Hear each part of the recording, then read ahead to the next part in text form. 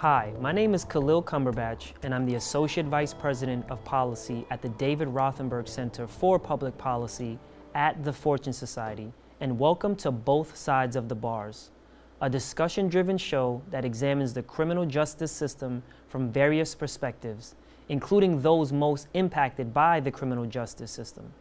We discuss critical questions about how the current system works, its intersections with social justice, and highlight the efforts that are being made to improve the lives of everyone that is affected by it.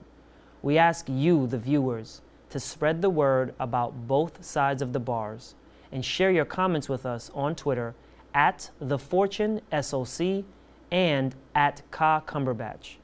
Today's show is titled Incarceration Nations, an international look at incarceration.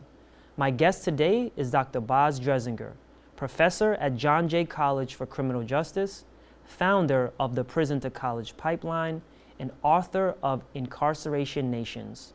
Boz has traveled the world examining the imprisonment system of other nations and how the U.S. model has influenced those systems.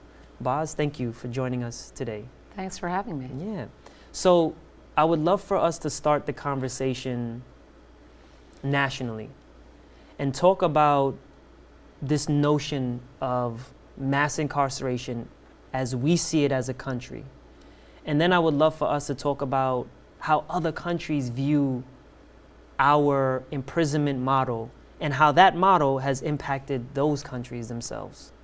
Absolutely. Yeah. So when you, in your work in writing Incarceration Nations, in working in state prisons, in teaching at a very prominent college, what would you say is your interpretation of the term mass incarceration?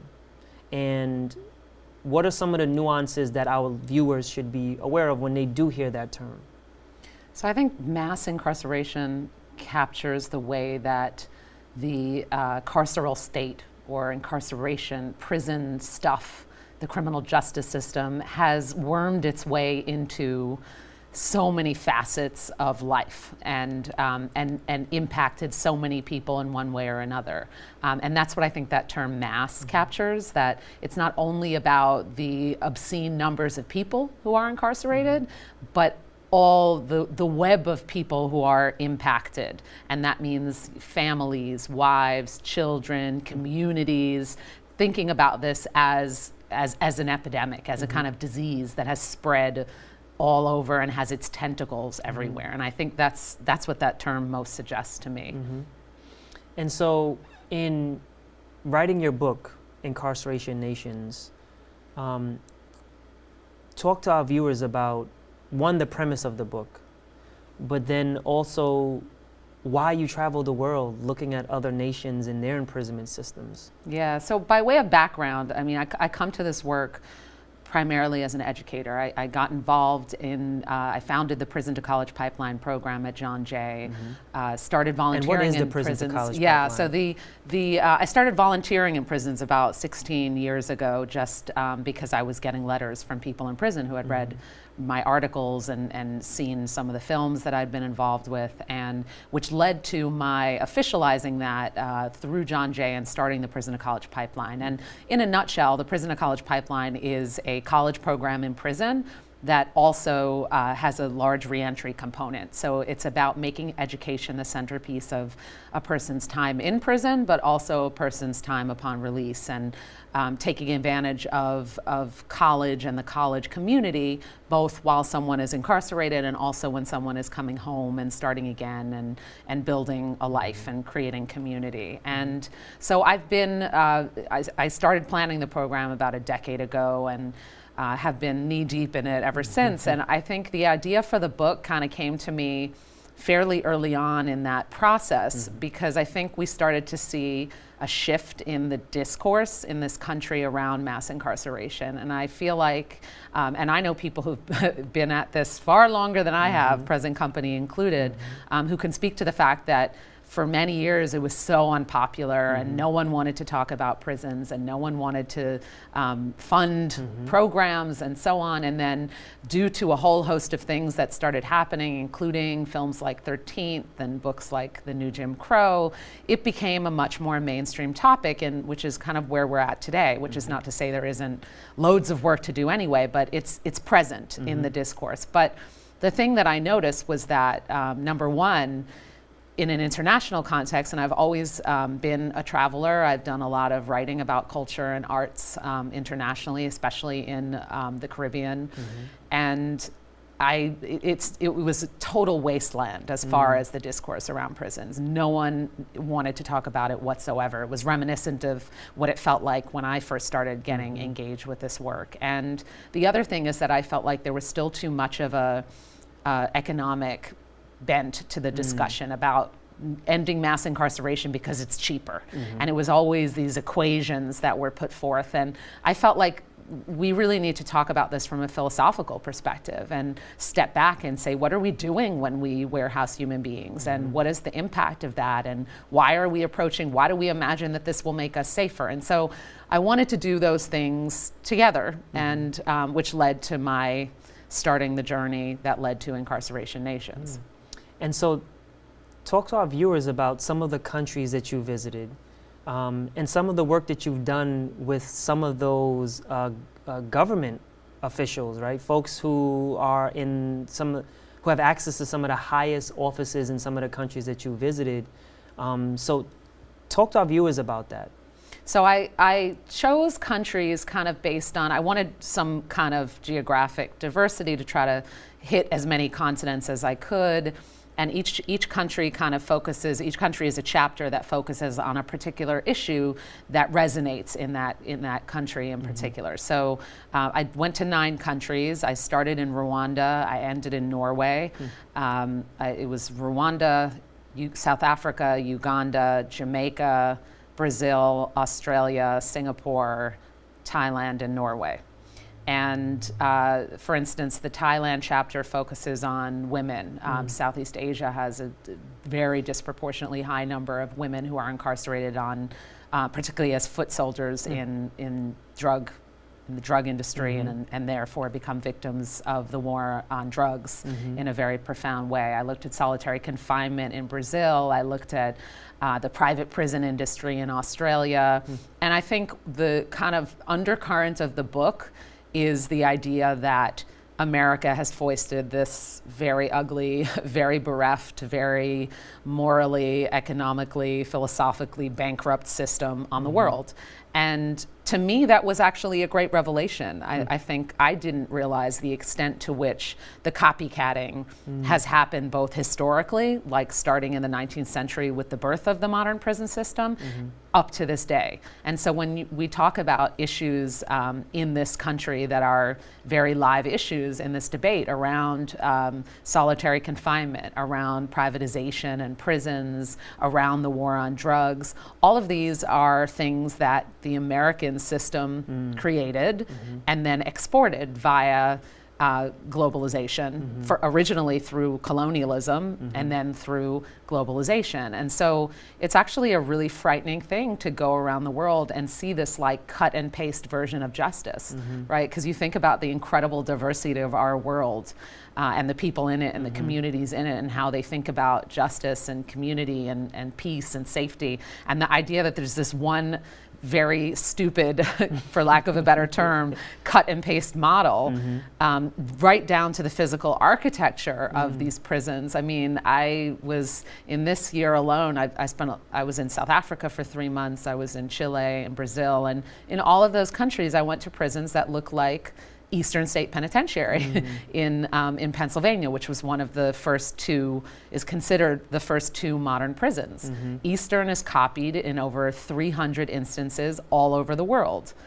Wow. So it's like a physical manifestation of the way this ideology has been cut and pasted. And so part of what that led me to, you were mentioning governments, is that it led me to, when I was writing the book, I didn't want to just go in. I'm not a a passive researcher. I'm someone who likes to engage, and I love teaching, and I love building with people and being in classrooms. And so in every context, when I would go to a country, I would try to do something, be involved with a program. And for the most part, I was working with NGOs. Some countries like Singapore, you can't get in without the government, so I would engage with the government. But for the most part, I went in with NGOs, and I would teach or participate in a workshop program, anything that let me just engage and not be, standing on the sidelines. And so that led to a lot of conversations with organizations and coalition building with both grassroots organizations and also eventually to conversations with governments about how can we build together and how can we think about solutions and improvements and both small scale and larger scale. And that's where I am today with the work, and that the next step was the development of the Incarceration Nations Network, which is I guess the motto is correcting and connecting, because I really like the term corrections, and it's allegedly what we're supposed to be doing, right? And corrections also doesn't just mean correcting the flawed people inside. It means correcting the issues that cause incarceration in the first place, that impoverish communities, all the systems of racism and economic inequality that produce prisons and funnel people into them. So, and then connecting, because this idea that we shouldn't be doing this work in silos, and that is true on both a local level and on an international level, that we can have this conversation in a global context. And there are so many things that are gained when we put our collective heads together as a global community, addressing a crisis that was born essentially because of one country, us, and think creatively about solutions and how we can address this. And so say a little bit more about the vision for the network, what kind of platform it will serve, and its ultimate intended purpose. So it's very much about building connections between organizations, so getting all on the same page. International organizations who are engaged in this work from different angles. So the first major project that I'm engaging in, and really it's the organization is about kind of pulling together under one heading a lot of the work that I've just been doing in terms of building partnerships globally up till now, that the book led to. I mean, when the book came out, it led to my doing a lot of talks, both nationally and internationally, and creating even more networks and building the connections with all of these wonderful people that are trying to impact change globally. And I said, well, let me put this under one umbrella and figure out what the mission should be. And so the first major project that I'm working on is a multimedia platform, web platform for organizations doing, for lack of a better term, prison reform work, or as I prefer to say, prison reimagining work, and who are thinking innovatively around criminal justice reform in all over the world.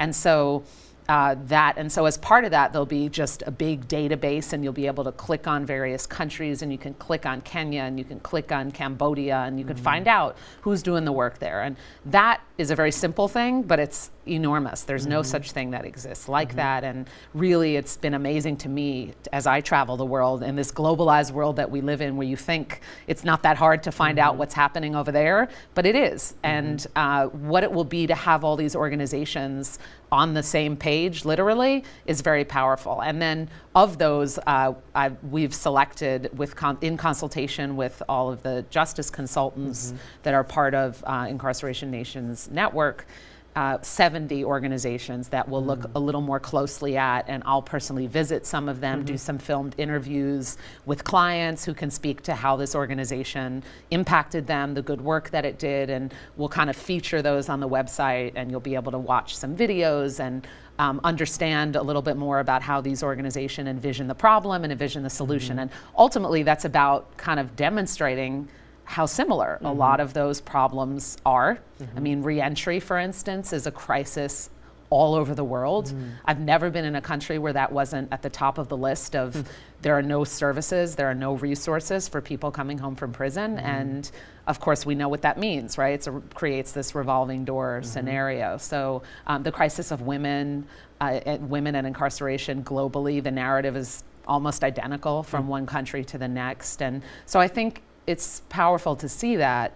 And then powerful to think about what are the innovative solutions that are happening. So that's the first major project, but it's also, I'm also very interested in bringing a lot of different people to the table to change the narrative and change the conversation. And so how do you do that? Well, it can't just be us preaching to the choir, and it can't just be academics talking to each other.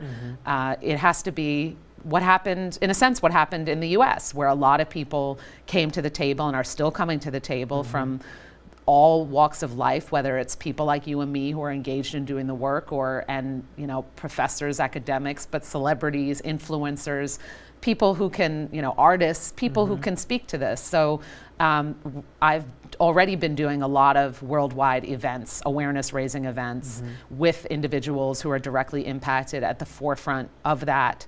There isn't really a platform. I think obviously in this country there's been a great shift in the movement in thanks to the work of people like you who've put directly impacted people at the forefront and not just as being one little token at the table.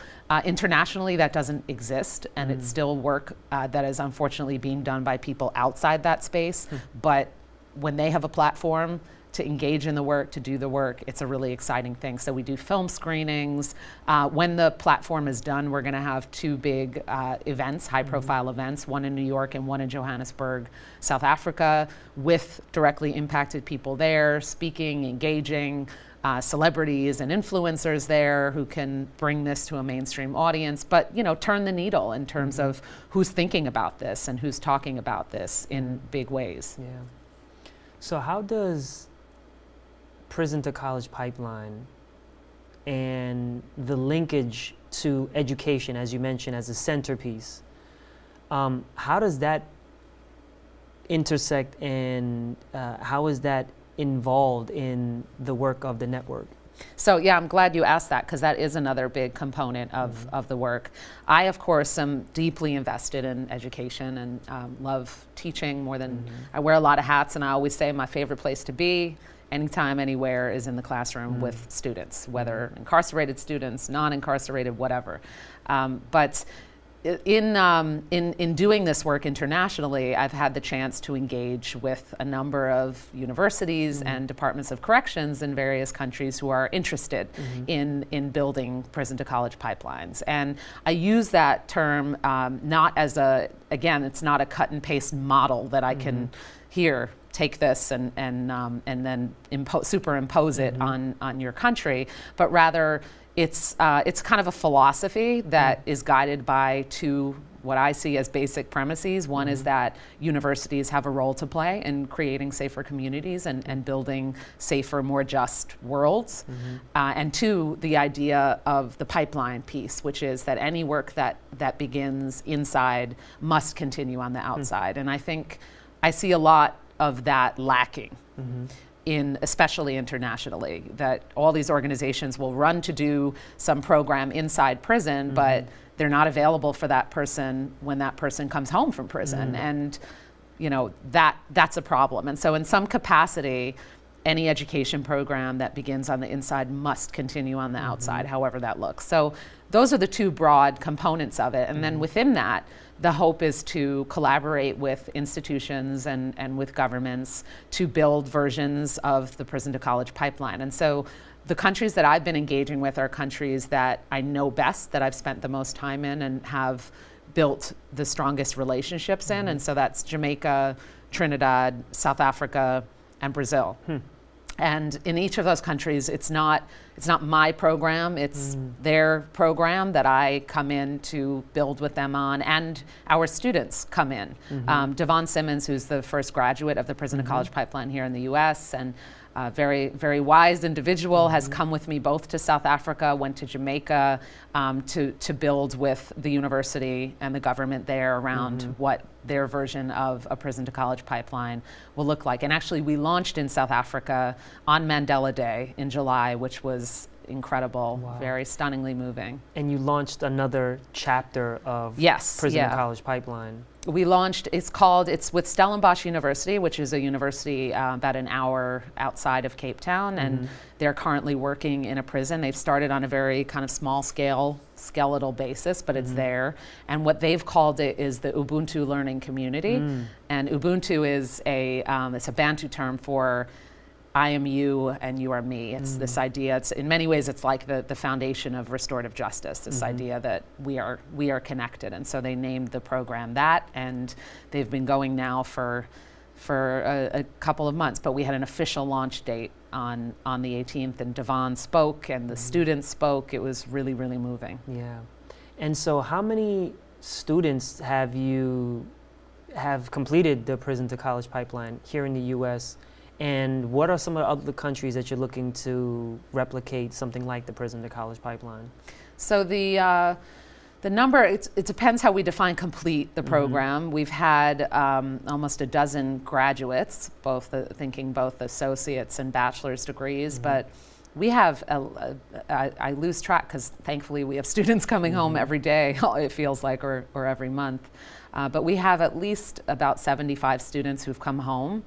About 2/3 of them are in school or have completed school.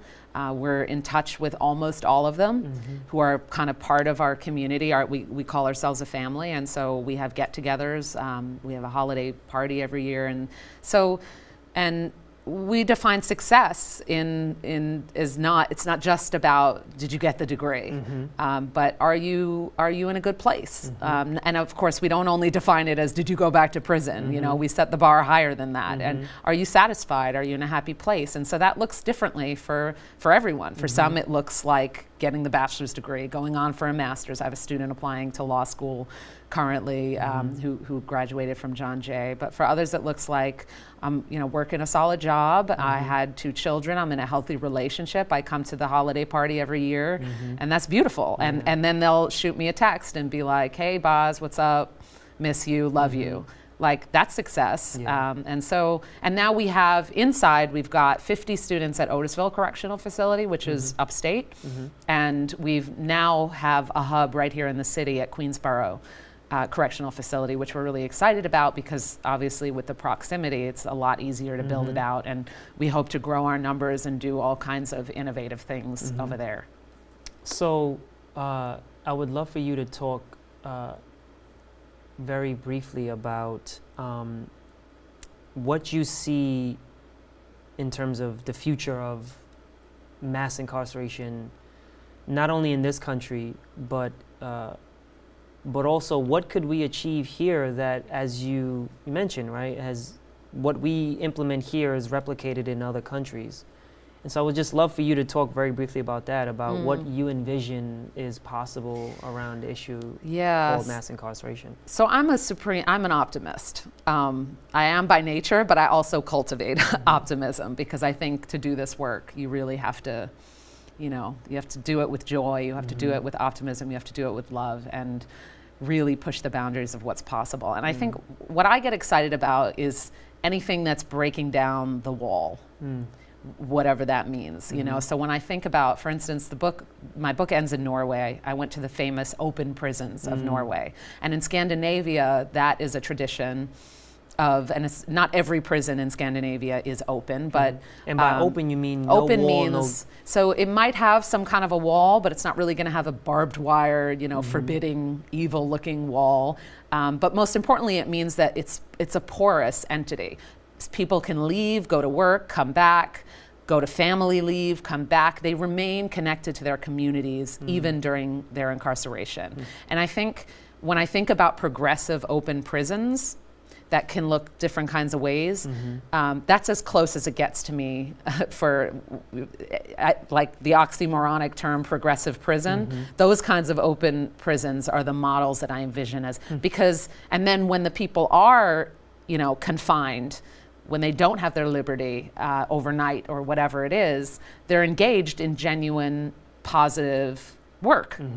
While remaining connected to their community, while remaining connected to their families. And so when I think about the push, both here and internationally, I think about open prisons. And I think about, of course, I think about decarceration, all of the policy shifts that have to happen. I mean, the war on drugs, our dealing with violence in our communities, restorative justice proceedings. How can we literally create a case-by-case scenario where incidents are addressed through the context of restorative justice? But, and I think about any space of confinement involving that kind of porous relationship. And I think, actually, I'll tell you a funny story, because the Norwegian prison that I visited, it's called Bastøy Island. It's quite famous. It's in Michael Moore's documentary. It's, I mean, it's a gorgeous island in Norway. It's run like an eco camp. And it's a really remarkable place, and the individuals who are incarcerated there leave the island in the day, and they wear regular clothing. I mean, it's as humane as I've ever seen something called a prison to be. And the warden there is a very progressive guy. We've talked a long time about, and we've always stayed in touch. And the other day I was researching open prisons and thinking about, because I'm going to visit a few of them as part of this project and look at some new models and how that's progressing. And I noticed that there was one in the Czech Republic, right, just outside of Prague, that an open, and that's a pretty big deal in an Eastern European context. And so I got really excited, and then next thing I know, I'm on Facebook, and I see Tom, the warden in the Norwegian prison. He's visiting that, and his caption was, "Oh, it's good to see that our work has started here." So what moved me about that was, finally someone is exporting that is not the U.S. Oh, got it. You know, it's the Norwegian model that people are going after now, as opposed to our model, which doesn't work, which is, you know, bankrupt in every way. Yeah. Well, Boz, thank you. The time has flown by. How can our viewers learn more about you, learn more about your work, learn more about the network, and how could they be helpful? Well, I'm on, I think my Twitter is on there. It's at Boz Dreisinger, and my Instagram, incarcerationnationsnetwork.com is the website to learn more about the organization, and my email is super easy to find if you Google me. Awesome, awesome. Well, thank you, Boz. And thank you for sharing your wealth of experience, your funny stories, and your analysis with our viewers. Thank you so much. My pleasure. And thank you to the viewers for tuning in. If you're interested in finding out more about the Fortune Society, please check us out on the web at www.fortunesociety.org or on Facebook by typing in thefortunesociety.com. This is Khalil Cumberbatch, and I appreciate you joining us as we critically look at both sides of the bars.